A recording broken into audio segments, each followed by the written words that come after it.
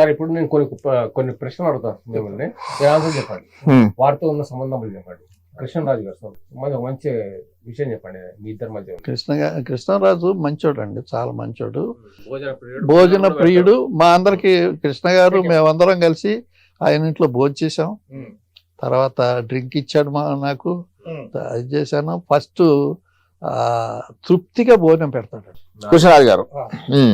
ప్రభాస్ కూడా కంటిన్యూ చేస్తున్నాడు, ప్రభాస్ గారు కూడా కంటిన్యూ చేస్తున్నాడు.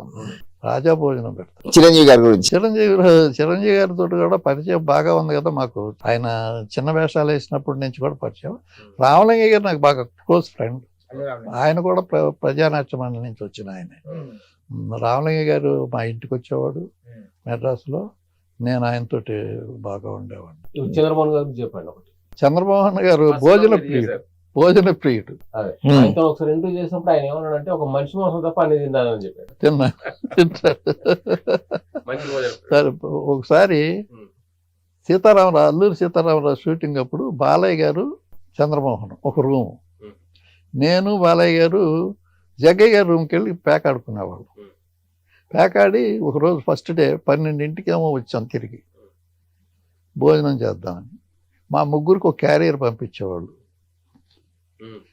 ఖాళీగా ఉంది. ముగ్గురు భోజనం ఆయన తినేసాడు. అదే ఆ తర్వాత బాలయ్య గారు తిట్టాడు, ఏమయ్యా మేము ఏమైపోతామని నువ్వు ఈ పని చేసావంటే నవ్వుతాడు. అలాగా భోజన ప్రియుడు. 10 మంది భోజనం కూడా ఒకటి తినగల కెపాసిటీ ఉంది మరి. జగ్గయ్య గారు అంత గొప్పవాడు నా దృష్టిలో లేడు. ఆర్టిస్ట్, మనుషుల్ని ట్రీట్ చేయటం కానీ. జగ్గయ్య గారు కృష్ణ గారు బాగా క్లోజ్, ఆ ప్రాంతం నుంచి వచ్చినాడు కనుక. కృష్ణ గారు ఆయనకు కూడా తిరిగేవాడు. ఆయన ఆప్యాయత ఎక్కువ మనిషికి, జెంటిల్మెన్. ఇప్పుడు ఇండస్ట్రీ మొత్తం అక్కడ ఉన్నప్పుడే పనిచేశారు బాగా మీరు. ఇది చెన్నై 83లో వచ్చింది కదా ఇక్కడికి ఇండస్ట్రీ. వచ్చినప్పుడు నేను కూడా చాలా సినిమాలు ఇక్కడ చేసాము. రంగారావు గారు గొప్ప ఆర్టిస్ట్. మాకు తెలియని విషయం చెప్పాను, గొప్ప ఆర్టిస్ట్ మాకు కూడా తెలుసు. నాకు తెలిసిన విషయం ఏంటంటే ఆయన మీసం కిందకి పెడితే బేకారి, మీసం పైకి తిప్పి పెడితే రారాజు. నాకు దేవుడు చేసిన మనుషుల్లో ఇన్సిడెంట్ చెప్పమన్నారు, ఇక్కడికి చెప్తా. దేవుడు చేసిన మనుషుల్లో ఒక సందర్భంలో ఆయన బాగా డ్రింక్ చేస్తే 15 రోజులు తాగేసేవాడు. షూటింగ్లు క్యాన్సిల్ అయ్యాయి. అలాంటి క్యాన్సిల్ అయిన టైంలో వచ్చి ప్రభాకర్ రెడ్డి గారు కేకలేసి చంపేస్తానైతే అంటే, ఆర్టిస్ట్ ప్రభాకర్ రెడ్డి, పన్నెండు కవరు ఆయన కూడా ఉన్నాడు కదా. అంటే ఆయన చంపరా నన్ను, గ్రేట్ రంగారావుని ఇంత మాట అంటావా అని ఎవరికి కాళ్ళ మీద పడిపోయాడు. అప్పుడు గుమ్మడి గారు ఎవరో, ఏంటి ఇది కర్మ, ఇంతమంది ఆర్టిస్టులను పెట్టుకొని ఇలా చేయటం ఏంటి, మనం కాంబినేషన్ ఎక్కడ దొరుకుతుంది అని అంటే, ఈయన చేయగలడు ఆ క్యారెక్టర్ అన్నట్టుగా గుమ్మడి గారు మాట అన్నాడు రంగారావు గారు.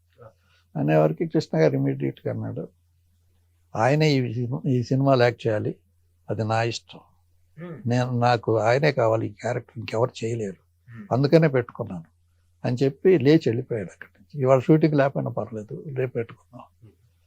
అది అక్కడ మేకప్ మ్యాన్ ఉన్నాడు, రంగారావు మేకప్ మ్యాన్. అప్పుడు పర్సనల్స్ వచ్చేసాడు. మేకప్ మ్యాన్ ఉంటే ఆయన వెళ్ళి చెప్పాడు, రేపటి నుంచి తీసేయి అన్నాడు. తీసేసిన తర్వాత నెక్స్ట్ డే మార్నింగ్ నేను కృష్ణ గారికి మేకప్కి వెళ్ళాను. టెలిఫోన్ నేను ఎత్తే, రంగారావు ఫోన్ చేశాడు. ఎవరండి అంటే, నేను మాధవరావు, నేను కృష్ణ ఏం చేస్తున్నాడు, స్నానం చేస్తున్నాడు అండి. సరే వస్తే చెప్పు, అయినంతవరకు షూటింగ్ అయినంతవరకు పిక్చర్ వేయమను, నాకు ఫోన్ చేయండి, వచ్చి చూస్తాను, మనం అందరం కలిసి చూద్దాం అని అన్నాడు. సరేనండి చెప్పాను. ఆనందంగా కృష్ణ గారు అరేంజ్ చేయమన్నాడు. 12 కవర్ అయినంత వరకు రీల్స్ అరేంజ్ చేసాం, చూపెట్టాం.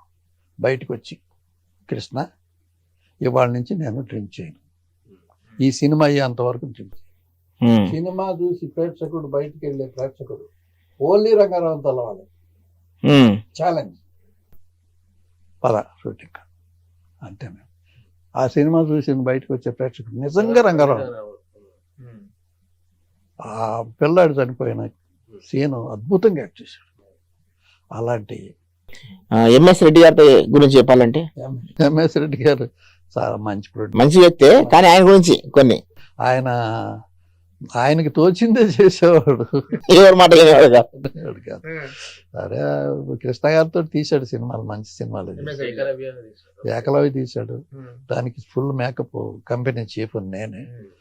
తర్వాత ఇంకో సినిమా భారత గడ్డం పెట్టుకుని ఉంటాడు కృష్ణ గారు, అదో సినిమా.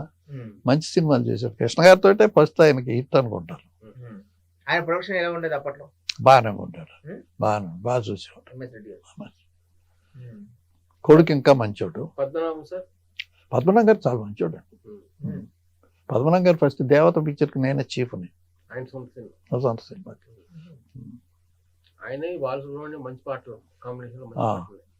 బాలుని ఇంట్రడ్యూస్ చేసింది కృష్ణ గారు ఎక్కువ. కృష్ణ గారు ఎంకరేజ్ చేశాడు. బాలుకి ఎలాగంటే కృష్ణ గారు పద్మనాభం గారికి మ్యూజిక్ డైరెక్టర్ కోదండపాటి ఉండేవాడు. పక్క పక్కన వీళ్ళందరూ మేమందరం అక్కడే ఒకే చోట ఉండేవాళ్ళు. బాలుకి ఆ రకంగా బాలుని కోదండపాటి ఎంకరేజ్ చేశాడు. కోదండపాటి తమ్ముడే వెంకన్న బాబు, వాడు ప్రొడక్షన్ మేనేజర్గా చేశాడు. ఎస్పి వెంకన్న బాబు వాడు ప్రొడక్షన్ మేనేజర్గా చేశాడు, ప్రొడ్యూసర్ అయ్యాడు. ఇప్పుడు అప్పుడు ప్రొడక్షన్ ఇప్పుడు ప్రొడక్షన్ సేమ్ ఉందా సార్? చేంజెస్ ఉన్నాయి? కొంచెం చేంజెస్ ఉన్నాయండి. ఇప్పుడు ప్రొడక్షన్ కమర్షియల్, అప్పుడు ప్రొడక్షన్ ఫ్యామిలీకి కమర్షియల్కి తేడా ఉంటుంది కదా, అదే. అప్పుడేమో బాక్స్ మేకప్ మ్యాన్ బాక్స్ వచ్చుకొని ఇంట్లో కూర్చుకునేవాడు, వచ్చి కారు పికప్ చేసుకునేది. ఇప్పుడు మేకప్ మ్యాన్ రోడ్డు మీదకి వచ్చి కారు కోసం వాళ్ళ వ్యాన్ కోసం ఇచ్చారు. అప్పట్లో యూనియన్లు ఉన్నాయా? మేకప్ యూనియన్లు, ఆ యూనియన్లు ఉన్నాయా? ఉన్నాయి, ఇప్పుడు ఉన్నాయి, అప్పుడు ఉన్నాయి. మీరు ఏ యూనియన్లు ఉన్నారు? మీరు 67లో మా యూనియన్ డెవలప్ స్టార్ట్ చేసింది, 1967. ఇప్పుడు యూనియన్ ఎలా ఉంది మరి? ఇప్పుడు యూనియన్ కొంచెం తలంచుకొని ఉంటుంది.